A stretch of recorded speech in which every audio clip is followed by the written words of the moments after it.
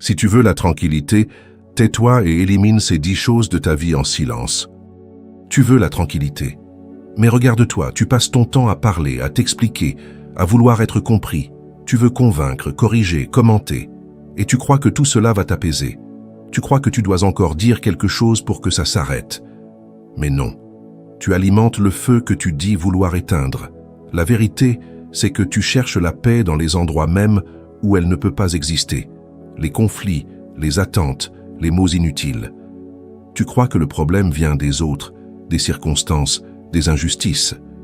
Mais la véritable agitation, celle qui t'empêche de respirer profondément, elle est en toi.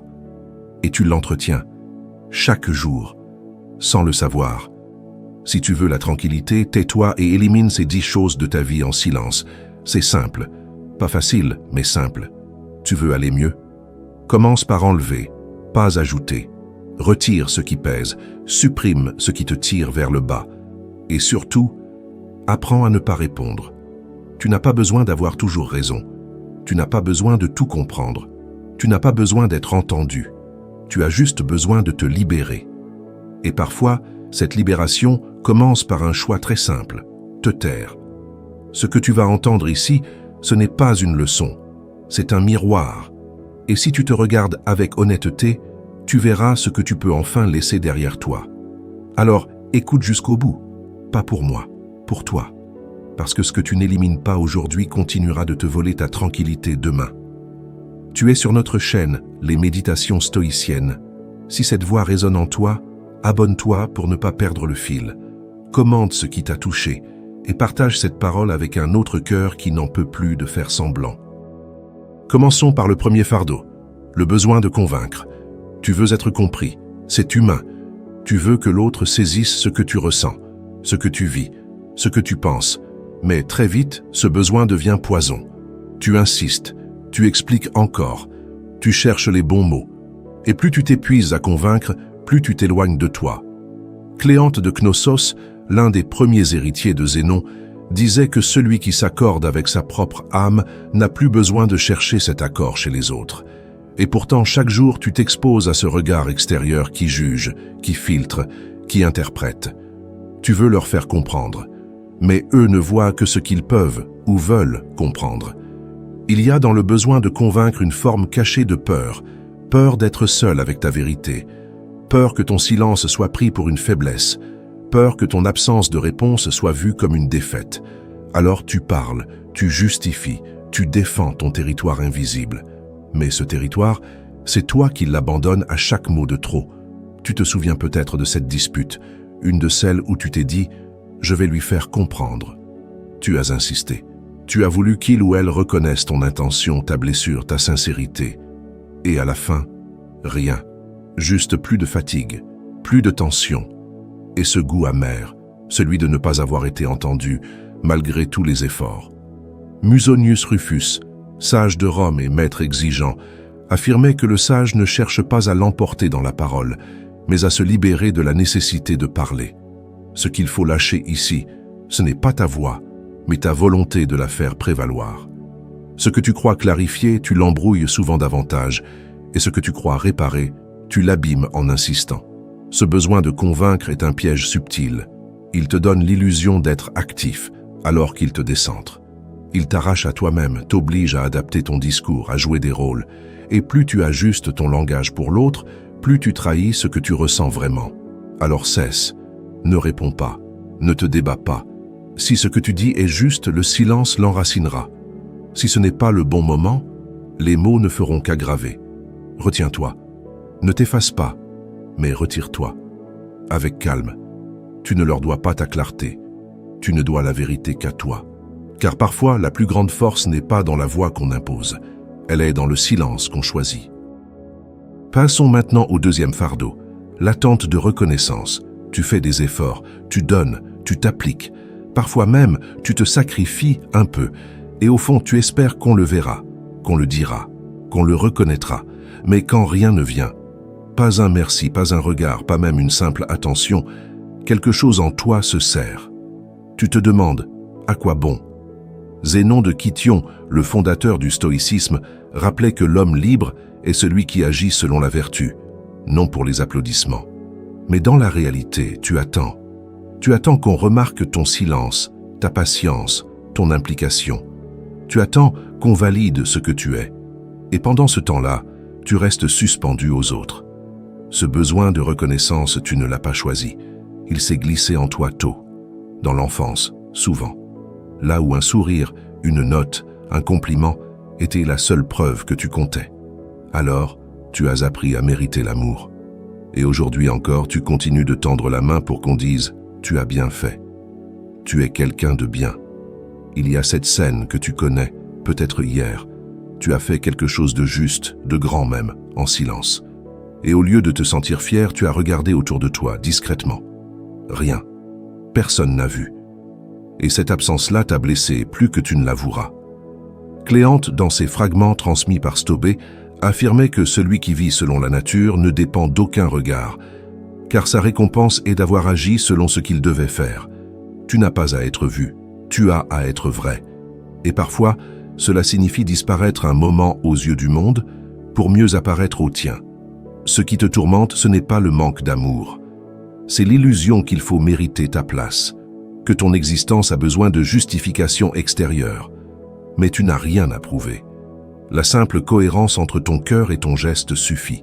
Le reste est illusion, attente vaine, promesse jamais tenue. Cesse de mendier ce que tu portes déjà en toi. La vraie reconnaissance ne se cherche pas. Elle se découvre en soi quand on n'en dépend plus. Continuons avec le troisième fardeau, les comparaisons qui te volent. Tu regardes les autres, leur vie, leur visage, leurs choix. Tu compares leur calme apparent à ton agitation intérieure, leur réussite à ton doute, leur clarté à ton flou, et sans même t'en rendre compte, tu commences à te voler toi-même. Zénon, dans ses enseignements rapportés par Diogène Laërce, insistait sur le fait que la nature a donné à chacun ce qu'il lui faut pour accomplir sa propre voie, non celle d'un autre. Et pourtant, tu observes, tu évalues, tu envies, tu juges même parfois juste pour te rassurer. Ce mécanisme est ancien. Il s'active dès que tu sens que tu n'avances pas assez, que tu n'es pas assez. Il ne parle pas de ce que tu veux vraiment. Il parle de ce que tu crois devoir vouloir. Des standards que tu as absorbés sans y réfléchir jusqu'à les confondre avec tes propres désirs. Il y a ce moment très simple. Tu ouvres ton téléphone. Tu vois une image. Quelqu'un qui réussit. Qui a l'air bien, détendu, sûr de lui. Tu ne le connais pas, mais quelque chose en toi se contracte. Tu te demandes pourquoi toi, tu n'y arrives pas comme ça. Tu ne réalises pas que tu compares ta profondeur à leur surface. Cléante écrivait que celui qui regarde hors de lui pour se juger oublie que le monde ne reflète que des ombres et jamais l'essentiel. Il ne s'agit pas de fermer les yeux aux autres, mais de cesser de les prendre pour mesure. Car tu es unique, et ta paix ne naîtra que lorsque tu honoreras cette singularité. Le piège, c'est que les comparaisons donnent l'illusion du mouvement. Elles t'activent intérieurement. Elles te poussent à faire plus, à vouloir autre chose. Mais en réalité, elles t'écartent de toi. Elles volent ton temps, ton énergie, ta clarté. Et à force de vivre dans le regard de l'autre, tu oublies de te voir, toi-même. Alors repose-toi cette question simple. Qui serais-tu si tu ne regardais plus personne? Peut-être enfin quelqu'un de libre. Abordons le quatrième fardeau, la peur d'être seul. Tu dis aimer le calme, tu dis vouloir la paix, mais quand le silence arrive, tu t'agites, tu regardes ton téléphone, tu mets un fond sonore, tu ouvres une fenêtre, même virtuelle, pour ne pas rester seul trop longtemps avec toi-même. Musonius Rufus, maître sévère et tendre à la fois, affirmait que l'homme ne doit pas craindre d'être seul, car c'est dans la solitude que l'âme se dévoile à elle-même. Et pourtant, tout en toi résiste, car la solitude, quand elle est nue, ramène à ce que tu fuis depuis longtemps, tes blessures, tes doutes, tes manques. Être seul, ce n'est pas simplement être sans les autres, c'est être sans protection, sans masque, sans distraction. C'est être confronté à ce que tu ressens vraiment, quand personne n'est là pour t'en détourner. C'est dur au début, parce que tu ne peux plus jouer de rôle, tu n'es plus attendu, tu es juste là. Il y a cette scène simple. Un soir, tu es rentré plus tôt. Rien à faire. Personne à appeler. Tu aurais pu t'asseoir, respirer, ressentir. Mais tu as allumé quelque chose. pas par envie, par peur, peur de ce que tu aurais pu entendre dans le silence. Zénon, selon les fragments conservés, enseignait que l'homme vertueux se suffit à lui-même, non parce qu'il se retire du monde, mais parce qu'il n'en est plus prisonnier. Ce n'est pas fuir les autres que d'embrasser la solitude. C'est revenir à soi, rentrer chez soi, en soi. Ce n'est pas le vide qui te fait peur, c'est ce qu'il révèle. Ce que tu entends quand tu n'es plus distrait, ce que tu sens quand tu ne compenses plus. Mais ce que tu ressens là, dans ce face-à-face, c'est le point de départ de ta libération, car on ne peut pas guérir ce qu'on n'accepte pas de regarder. Alors oui, tu peux fuir encore, remplir ton agenda, allumer ta musique, scroller, parler, sortir, mais un jour ou l'autre, il faudra t'asseoir et écouter enfin ce que ton âme essaie de te dire depuis longtemps. Voici le 5e fardeau, le refus d'être vulnérable. Tu veux être fort, solide, stable. Tu ne veux pas déranger, tu ne veux pas montrer que ça tremble à l'intérieur.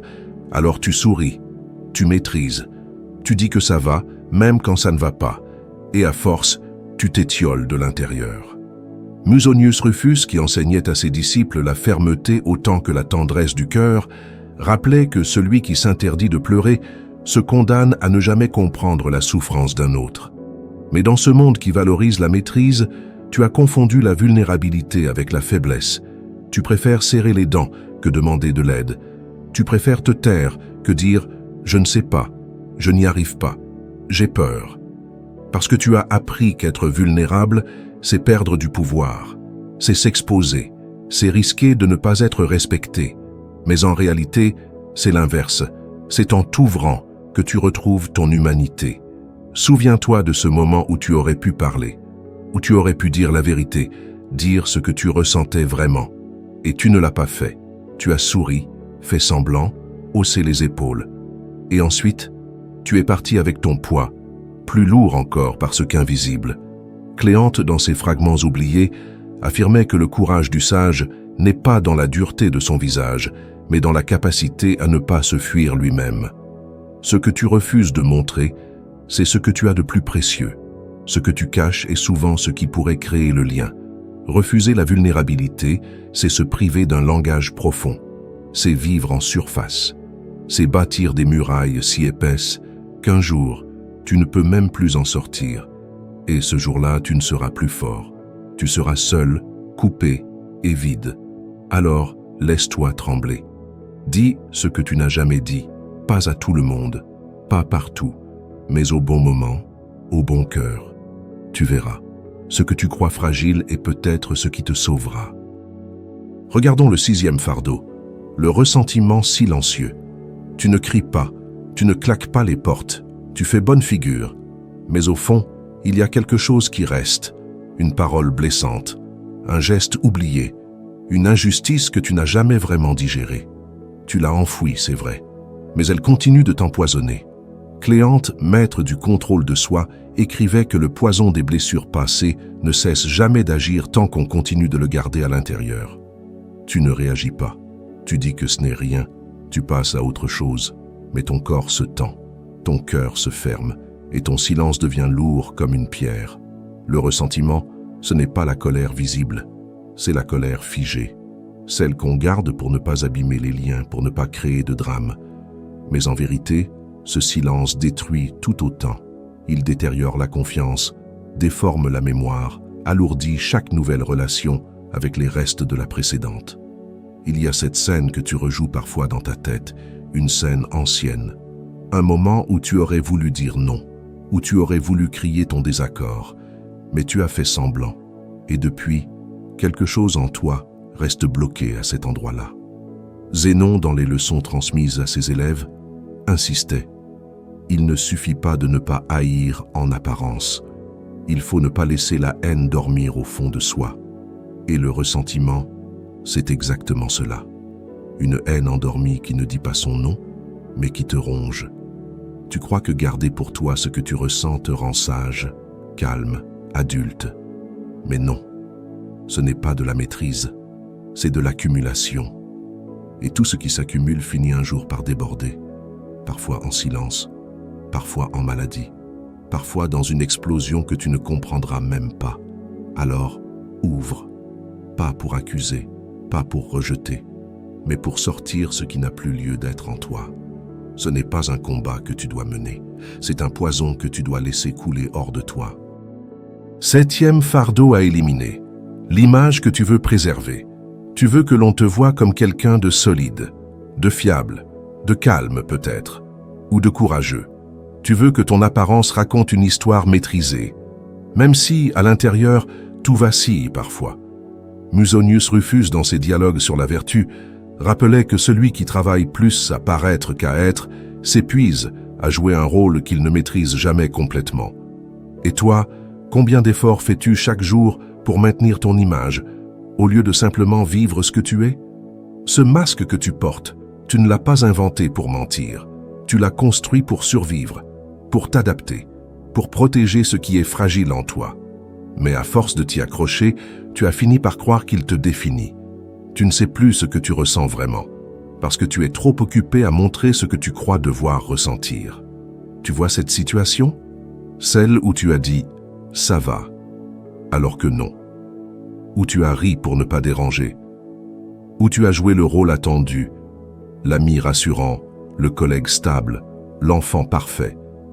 Et à la fin, tu es rentré chez toi avec un goût d'absence. L'impression de n'avoir été là pour personne, pas même pour toi. Zénon de Kition enseignait que l'authenticité est la forme la plus pure de courage, celle de ne pas se trahir devant les autres. Tu ne dois rien d'autre au monde que ta cohérence, pas ta perfection, pas ton calme, juste ton alignement. Et parfois, cet alignement passe par l'imperfection visible. Ce qui est lourd, ce n'est pas d'être, c'est de faire semblant. C'est de devoir vérifier à chaque mot, chaque geste, chaque regard, si tu corresponds à l'image que tu veux renvoyer. Et ce poids-là finit par te couper de tout, même de l'amour vrai. Alors baisse un peu le masque, juste un peu. Laisse entrevoir ce qui tremble en toi. Tu verras, c'est là que naît la vraie paix, pas dans l'image, mais dans l'acceptation. 8e fardeau, les souvenirs que tu refuses d'enterrer. Il y a des images qui reviennent, des scènes, des mots, des visages, parfois très nets, parfois flous, mais toujours chargés d'émotions. Tu crois que c'est le passé, mais en réalité, c'est du présent. Car tant que tu les portes, ces souvenirs vivent en toi. Cléante, disciple fidèle de Zénon, disait que ce qui appartient au passé ne nous nuit plus que parce que nous refusons de le laisser là où il est. Ce n'est pas le souvenir en lui-même qui fait mal, c'est ton attachement à ce qu'il aurait pu être. C'est le refus d'accepter que c'est fini, que c'est perdu, que ça ne reviendra pas. Tu revis encore certains moments comme s'ils étaient d'hier. Une séparation, une trahison, un échec. Tu te demandes ce que tu aurais pu dire, faire, changer. Mais rien ne change. Et malgré cela, tu y retournes, comme on touche une blessure pour vérifier qu'elle est encore là. Il y a cette situation simple. Tu entends une chanson, tu repasses devant un lieu, tu croises un prénom. Et d'un coup, tout revient. Tu n'as rien choisi. C'est monté comme une vague. Tu inspires. Tu fais semblant de rien. Mais dedans, tu es reparti dans ce que tu n'as jamais vraiment quitté. Musonius Rufus enseignait que le sage n'est pas celui qui oublie, mais celui qui ne se laisse plus gouverner par ce qu'il a vécu. Et toi, que laisses-tu encore t'habiter? Quels fantômes portes-tu avec tendresse alors qu'ils n'ont plus leur place?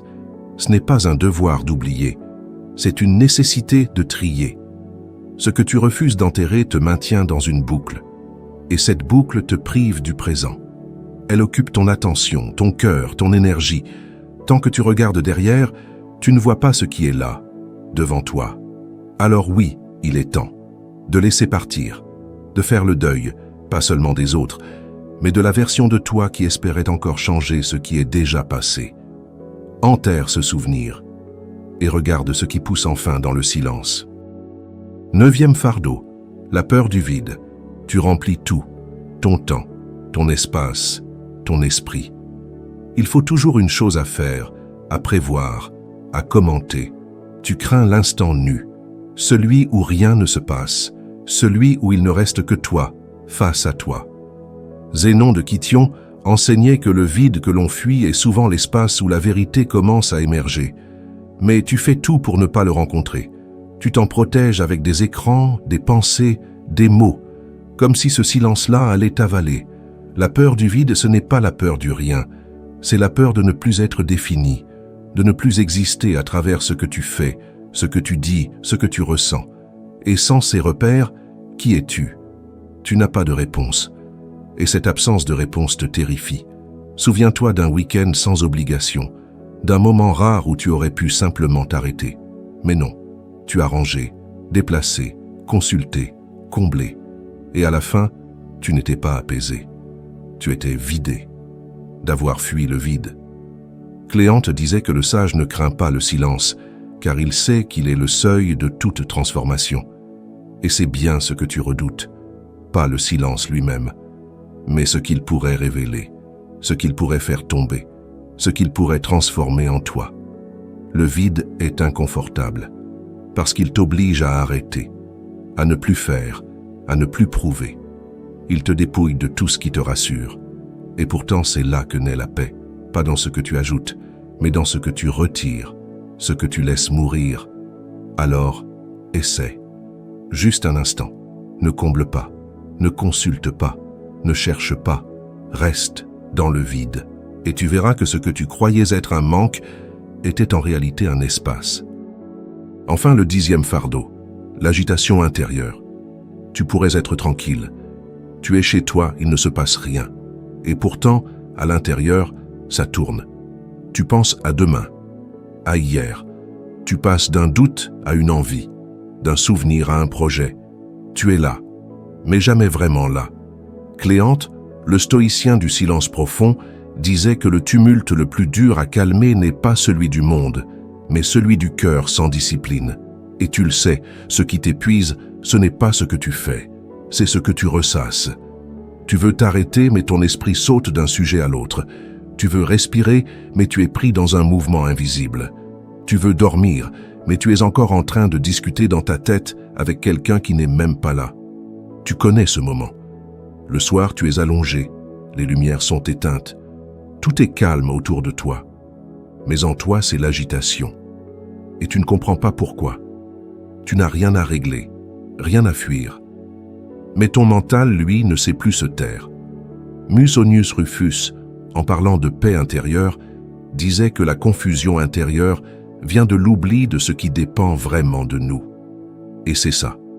Tu veux tout contrôler, tu veux tout comprendre, tu veux tout sentir, tout réparer, tout maîtriser.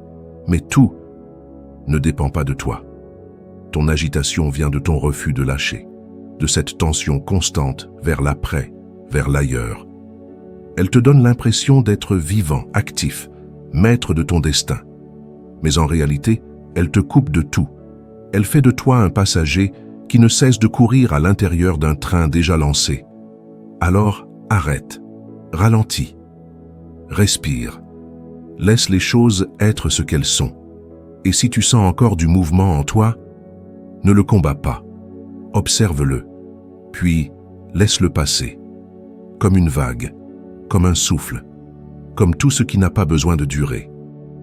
Tu viens de faire un pas immense, tu n'as rien conquis, tu n'as rien gagné, et pourtant tu as peut-être déjà commencé à sentir un allègement. Quelque chose s'est déplacé en toi, lentement, silencieusement. Un poids s'est reconnu, un bruit s'est identifié, une tension a commencé à se relâcher. Tu sais maintenant que la paix n'est pas une émotion passagère, ce n'est pas un état qu'on atteint à force de tout comprendre, ce n'est pas un décor parfait, ni une absence totale de problèmes. C'est une absence de résistance. Tu n'as pas besoin d'être parfait pour être tranquille. Tu as besoin de te dépouiller de ce qui te tire hors de toi, de ces 10 fardeaux, ou même d'un seul, si c'est déjà trop pour aujourd'hui. Chaque chose que tu élimines en silence, chaque mot que tu retires, chaque geste que tu décides de ne pas faire, c'est déjà un pas vers la paix. Et cette paix, maintenant, tu la connais un peu mieux. Tu sais qu'elle ne s'impose pas, qu'elle ne s'achète pas, qu'elle ne se gagne pas dans le bruit. Tu sais qu'elle se choisit et qu'elle commence quand tu te tais. Alors, si ce voyage t'a touché, garde le fil. Ne te précipite pas vers le contenu suivant. Reste encore un instant dans le silence que tu ressens là, maintenant. Respire avec lui. Laisse-le s'installer. Tu es sur notre chaîne, les méditations stoïciennes. Si cette voix t'a accompagné, abonne-toi pour ne pas t'éloigner. Laisse un mot, un écho, un silence en commentaire. Et si tu connais un être qui porte encore trop, partage-lui ce souffle. Car parfois, une simple vidéo peut être le début d'une libération. Et parfois, une paix durable commence là où tu as enfin décidé de ne plus répondre.